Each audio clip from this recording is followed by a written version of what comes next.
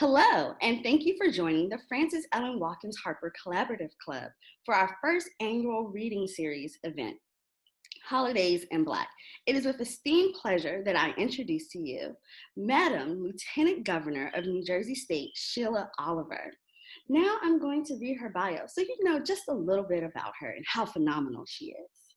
Lieutenant Governor Oliver is self-described a Jersey girl, born and raised in an ethnically diverse Newark neighborhood. The lieutenant governor was inspired as a young girl to be a fighter for the voiceless when her eyes were open to societal injustices and inequalities around her, often citing A Tale of Two Cities as her youth awakening. She has since pioneered a successful career in public service, advocating for social justice, women's equality, and education, ultimately becoming the first woman of color to serve in a statewide elected office in New Jersey history. In addition to her role as lieutenant governor, she serves as the commissioner of the Department of Community Affairs, where she has led efforts to strengthen and expand initiatives for fair and affordable housing, community revitalization, homelessness prevention, and local government services that support New Jersey's 565 municipalities. Under her leadership, the department has also expanded and leveraged a wide range of initiatives aimed at assisting distressed municipalities, including the Federal Opportunity Zone Tax Initiative, the newly revived Main Street New Jersey program, urban enterprise zones, the Neighborhood Preservation Program, and the Neighborhood Revitalization Tax Credit Program, which received increased funding.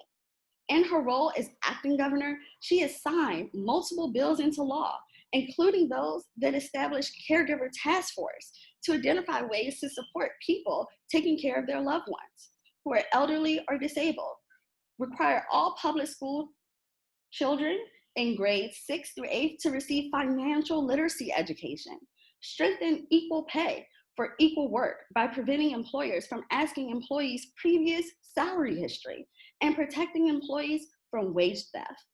Across her career, Lieutenant Governor Oliver has worked in public, nonprofit, and private sectors and has taught numerous college courses. She serves as a member of both the East Orange Board of Education and the Essex County Board of Chosen Freeholders.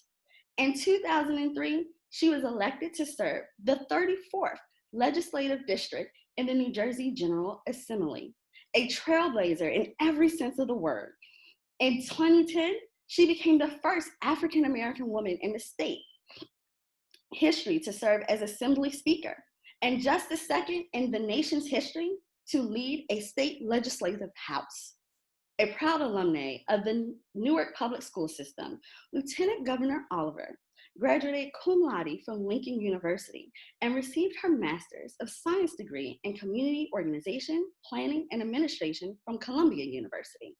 She is a proud 40-plus year resident of East Orange, where she treasures her time with her 92-year-old mother, who has always encouraged her to be a critical thinker while fostering her passion for helping people through effective public policy. I can't say enough how much Madam Lieutenant Governor embodies our national motto, which is to lift as we climb. Again, welcome, Madam Lieutenant Governor. Thank you. I'm so happy to be with you today, Erica. It's great to have you. So I have a couple questions for you. So I want our audience to know, what's your favorite book? That is just so hard for me because I love to read. I embraced a love of reading at a very young age. It's hard to pinpoint one, but as you mentioned, one of the books that I read at a very young age that had a profound influence on me was A Tale of Two Cities, because it introduced me, first of all, to the French Revolution. And, you know, we hadn't yet learned about that in history in high school. And it helped me understand, sort of like the TV show, The Haves and the Have-Nots. And, you know, people were poor and they didn't have housing, and They didn't have food to eat. And the queen, she was up in the castle living it up. And when, she was told that the people were protesting because they wanted bread, she said, well, if they don't have bread, let them eat cake. That is one of my favorite books. And I think it's a book that defined for me how we have to work to get equity and equality in any society, no matter where it is in the world. Absolutely. I full-heartedly agree with you there. So I want you also to tell our audience, why is literacy important? I often say that you can travel around the world. You can experience different eras of time simply by sitting down and reading a book. When we read, we are oblivious to the surroundings around us. We kind of transform ourselves into the place that we're reading about. And, I think that experience, it just teaches us so much. And I love reading. And I often tell young people who are still in school, I know it's a technological era. I know you have Audible. I know that you can get a Kindle, but there's nothing quite like having the feel of a book in your hand and turning the pages. I remember as a grammar school student, I would go to my local library and they had a series of books about a girl named Madeline. It would be Madeline Goes to Paris, Madeline Goes to the Circus. And I learned so much as a child just by living through Madeline's experiences. Literacy and reading will improve your vocabulary. You will come across words that you otherwise never would have encountered. Reading, in my opinion, is the foundation of all education. I full-heartedly agree. And I know that I can speak for my club sisters when I say that's why our founding members founded so many schools across this country, for that reason, to make sure that Black and brown children and the poor were educated. So again, we definitely thank you for the great work that you're doing for the state of New Jersey and for being such a great example to all young women out there, including myself.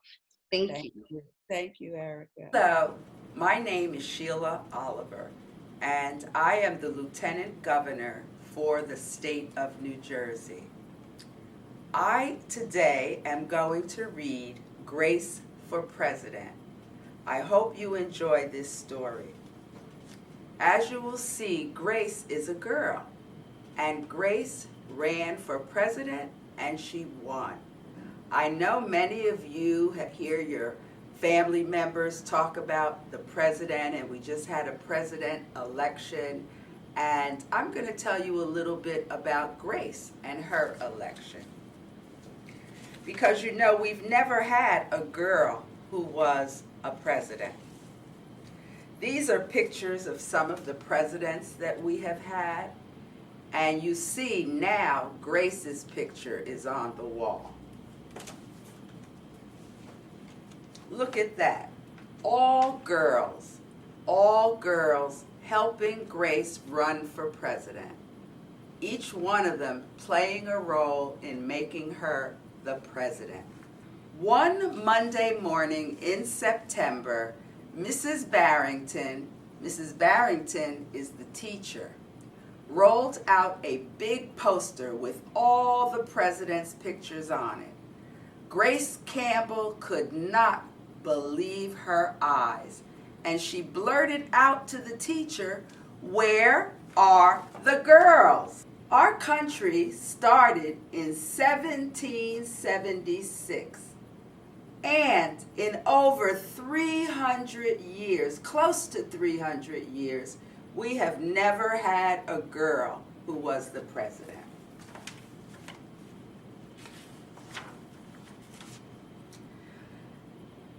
That is a very good question, Mrs. Barrington said. The truth is, our country has never had a woman president. No girl president ever, Grace asked. No, I'm afraid not, said Mrs. Barrington. Grace sat at her desk and stewed. She was mad. No girls? Who'd ever heard of a crazy thing like that? Finally, Grace raised her hand. And there's Mrs. Barrington telling her that no girls had ever been president. "I've been thinking it over," said Grace. "I'd like to be president." Several students in the class laughed at Grace. "Well, I think that's a star-spangled idea, Grace," said Mrs. Barrington. "In fact, we can have our own election right here at Woodrow Wilson Elementary School." The snickering in the room stopped. Grace smiled. "Would anyone like to run for president?" Mrs. Barrington asked the class. Nobody raised their hand. Becoming president was going to be easy, Grace thought. And you see, Grace is the only one that has the courage and who is brave and isn't afraid. She said, "I'll run for president." The next day, Mrs. Barrington made an announcement. "In the name of democracy, I have invited Mr. Waller's class to join our elections. Their class has nominated Thomas Cobb to be their presidential candidate." Grace's heart sank. Thomas was the school spelling bee champion. His experiments always took a blue ribbon at the science fair, and he was captain of the soccer team. Becoming president wasn't going to be so easy after all, Grace thought. Because when she saw that Thomas Cobb was going to run for president against her, she thought he always won all the prizes. He was always first in everything. How was she going to compete with Thomas Cobb? The teachers put the names of all 50 states and the District of Columbia into a hat. Everyone except for Grace and Thomas got to choose a state. "I'm Texas," said Anthony. "I'm New Hampshire," said Rose. "I'm Michigan," said Robbie. "What does the number 16 mean?" Each state is assigned a number of electoral votes. That number is determined by how many people live in that state, said Mrs. Barrington. "Each of you will be a representative for your state. Altogether, our country has 538 electoral votes," Mr. Waller explained. "On election day, the candidate who receives 270 electoral votes or more wins the election." "Why 270? asked Rose.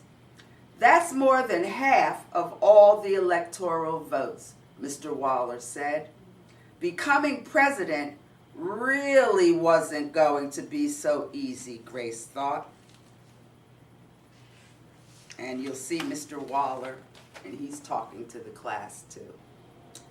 Grace came up with a campaign slogan. Thomas came up with his own campaign slogan. Grace's slogan was, "Make history, vote, Grace Campbell for president." Thomas Cobb, his poster said, "Vote for Thomas Cobb, the best man for the job." Grace listened to what issues were important to the students, and she made a list of campaign promises. And these were Grace's promises: a peaceful school, no bullies, a cleaner school, no littering, better hot lunches, No more fish stick tacos. Grace made campaign posters and buttons.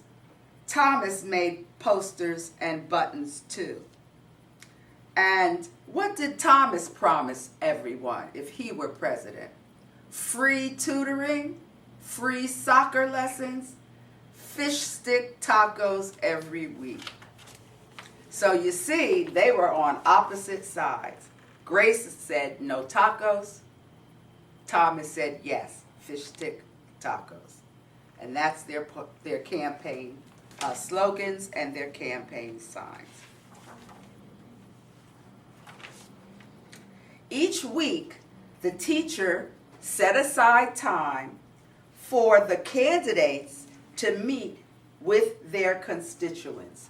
Now, constituents are the people in the community in every state. And she would meet with the students and the states that they represented. Polls were taken. Voters were making their choices. And what a poll is, it's sort of like asking people, if you were to vote today, who would you vote for? And that is what a poll is. They kind of measure the temperature before the actual election. And here's Grace and Thomas conducting their campaign, talking to the potential voters. Each one of them trying to get the people to vote for them. That is what happens in an election. Each candidate running for office tries to get the greatest number of people to vote for them.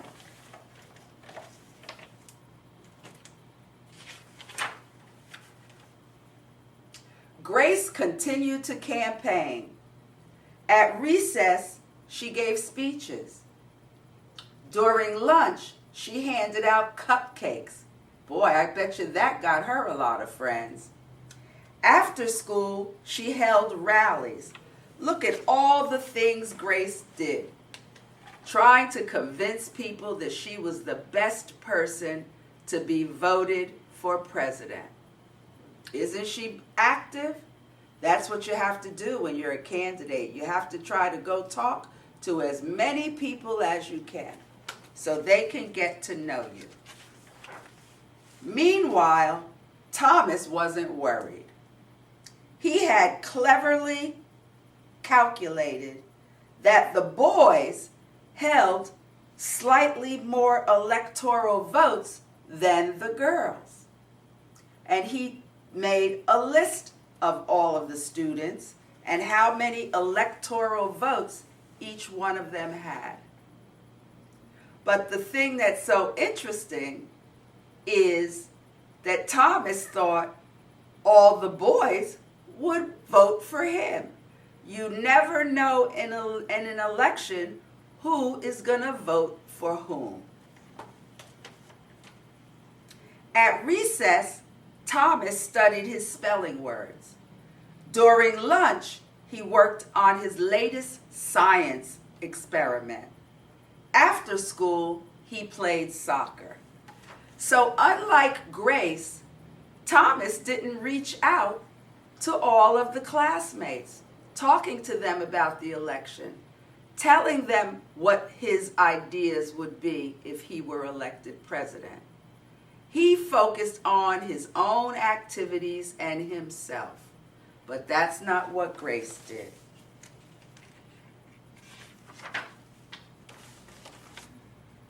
Even before the elections, Grace made good on her promises. She joined the safety squad. She organized a school beautification committee. And she volunteered her time in the school cafeteria. Grace got out there and did the work.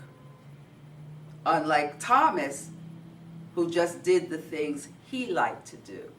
Grace went out and did the things that was good for everyone, not just for herself.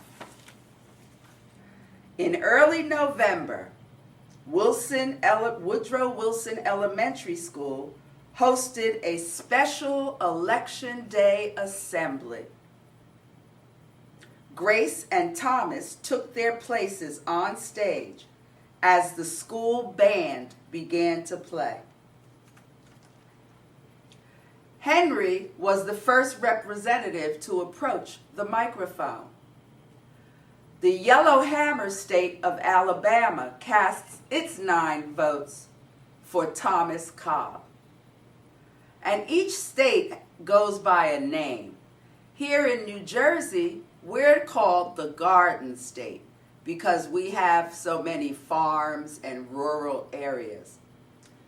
Fletcher then said the last frontier state of Alaska casts its 3 electoral votes for the best man for the job, Thomas Cobb. The Grand Canyon state of Arizona casts its 11 votes for Grace Campbell, Hannah called out. And so it went all through the assembly. State after state cast their electoral votes. The scoreboard in the gymnasium kept track of all the totals, how many votes Thomas was collecting, how many votes Grace was collecting. The voting demonstration was quickly coming to an end. Clara approached the podium. The Badger state of Wisconsin casts its 10 votes for my best friend, Grace Campbell. Grace looked at the scoreboard. Thomas had 268 electoral votes. Grace had 267. There was only one state that was still unaccounted for, and that was the state of Wyoming. That was the only state. So Thomas is 1 vote ahead of Grace. Thomas grinned. Grace felt sick. Sam walked up to the microphone. He looked at Thomas. He looked at Grace. He looked down at Grace's handmade flag. She didn't say a word. Sam didn't say a word. "What are you waiting for?" Thomas whispered. The band stopped playing. All eyes were on the state of Wyoming. Finally, Sam cleared his voice. The equality state of Wyoming casts its 3 electoral votes for Grace Campbell. The gymnasium burst into loud cheers, and there were a few boos. Mrs. Barrington approached the podium. With 270 electoral votes, the winner is Grace Campbell. Thomas looked stunned. He couldn't believe it. He just knew as a boy he would be elected president. Grace hugged Sam. "Why did you do it?" she asked. Sam handed Grace his flag. "Because," he said, "I thought you were the best person for the job." The following week, students in Mrs. Barrington's class were preparing for their career day presentations. Grace volunteered to go first. She stood at the front of the room and glanced at the poster that was still hanging on the wall, the poster of all the presidents that the United States had ever had. And she stood in front of that poster and she said, "My name is Grace Campbell, and when I grow up, I'm going to be president of the United States."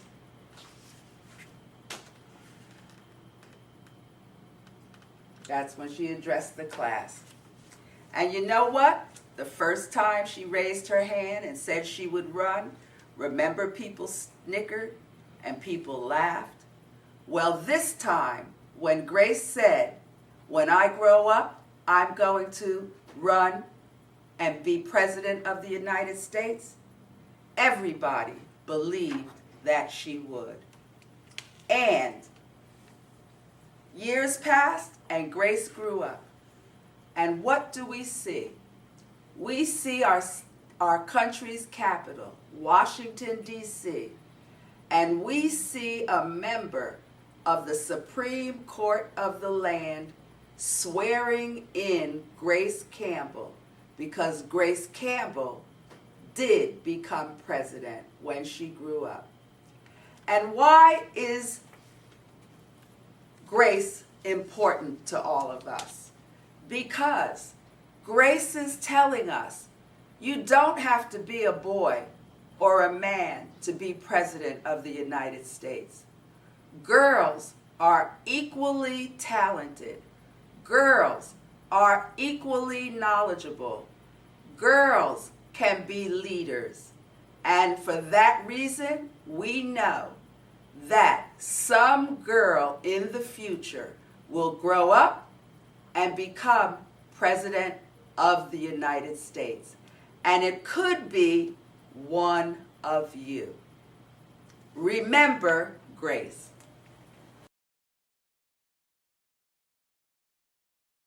Hello, I'm Lieutenant Governor Shelia Oliver of the great state of New Jersey, and I'm happy to be able to share a story with you from a book that is called All Are Welcome.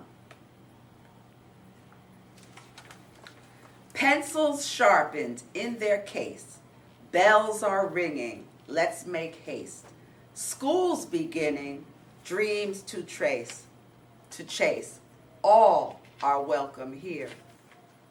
No matter how you start your day, what you wear when you play, or if you come from far away, all are welcome here. And these are all the different students at the school. And what do you notice about these students at this school? They all are different. Some are the same, but we see people from all over the world at this school. And you see the map, and the students are pointing out on the map places that they came from, or places their mother and their father came from, or places that their grandmother or grandfather came from. In our classroom, safe and sound, fears are lost and hope is found. Raise your hand, we'll go around. All are welcome here. Now, what does that mean? That means that in your classroom, everybody is equal. It doesn't matter where they come from. It doesn't matter what kind of clothes they wear. It doesn't matter what country they may have come for. In the classroom, everyone is equal, and everyone has the right to participate in the class. So speak up when the teacher asks who knows a question, who knows the answer to a question. All are welcome in our classroom. Gather now, let's all take part. We'll play music, we'll make art. And I'm sure these are things that you do in your classroom when we have school. You have art, you have music, you have spelling, you have reading, you have writing. These students are doing all of the things we all usually do in our classroom. In our classroom, we'll share stories from the heart. All are welcome here. And look at our beautiful, beautiful variety of students. They are black, they are brown, they are yellow, they are red. They come from every corner of the world. And they're all gathered together listening to a story. Uh-oh, it's time for lunch. What a spread! a dozen different kinds of bread. Pass it around till everyone's fed. All are welcome here. And I love that this happens at this school because everyone gets to taste food from other people's countries.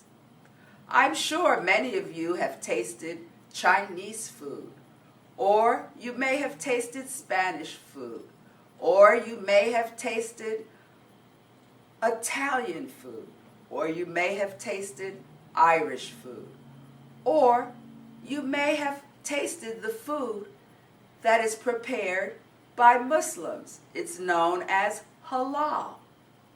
But in this school, everyone gets to taste everyone else's food.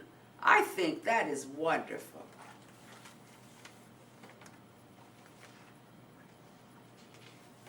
One young man has a bagel. Have any of you ever had a bagel? Bagel is a food that was created by Jewish people. I love a bagel and spread it with cream cheese. Open doors, rush outside. We will swing, we will slide. We'll have fun side by side. All are welcome here. Look at this picture. It's beautiful. And what is so beautiful about this picture is that everyone plays with everyone else. We don't just pick 2 or 3 people that we want to play with and we're not going to play with anybody else. And in your school, if you see that there's someone playing by themselves, go over and play with them. Invite them to go play with everybody else. It's not nice when the whole class is playing and 1 or 2 or 3 students don't feel like they belong, that they can't play with the big group. All are welcome in our schools. We're part of a community. Our strength is our diversity. And diversity means difference. That's the strength of a community. It's diversity. It's a shelter from adversity. Adversity means problems, challenges, things that are against us. But in our classroom, all are welcome here. And you see, everyone's holding hands. Everyone welcomes everyone. And they're united together.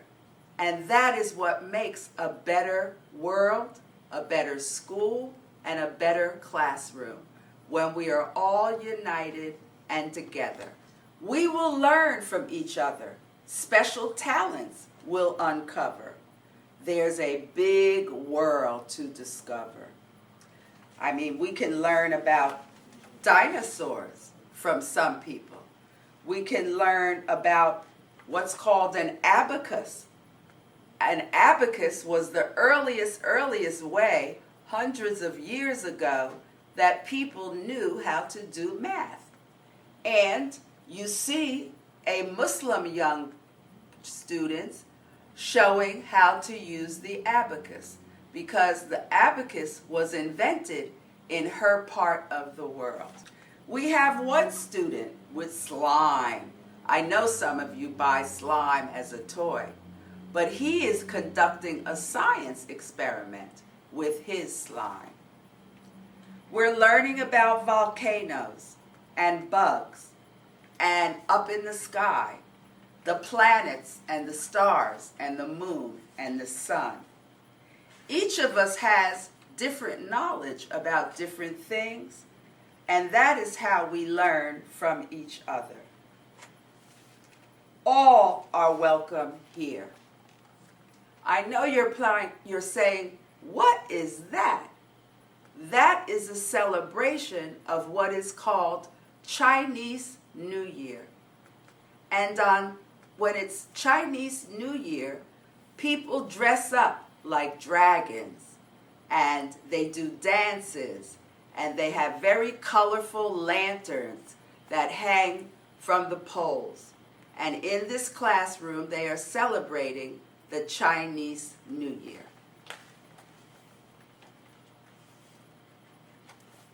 And we're learning about it. Many of you know of New Year's when a new year comes. New Year's will be here soon. We'll go from 2020 to 2021. There's so much to learn, so much to do. And when the busy day is through, as students, we can't wait to come back, to start anew. All are welcome here. And you see the students, some of them got picked up by their family, others are walking home from school, but the school day has ended and all the students are excited to come back for the next day, to see what they'll learn the next day. Head for home to get some rest and greet tomorrow ready and fresh. And you see, when the students went home, they took a bath, they put on their pajamas, and they went to bed, got tucked in by their family members to get ready for the next day. And it's very important, children, that you go to bed and get your rest. I know some of you want to stay up and play with your games or play with your iPad, or you want to watch TV. But it's very important, in order to learn the best way you can, is to go to school fresh and ready and well rested. And that's what those students are doing. Our time together is the best. And you'll see the students say that the best time they have is when they have a friend from school and they get to spend special time with their friends, talking and laughing and playing different games. You too can do that with friends from your school. And these students say that that's the time they love the best. All are welcome here. And you'll see our students. These are the different things they do when they go home. And you'll see that one of the family members is cooking the dinner, because you have to have your dinner when you come home in the evening.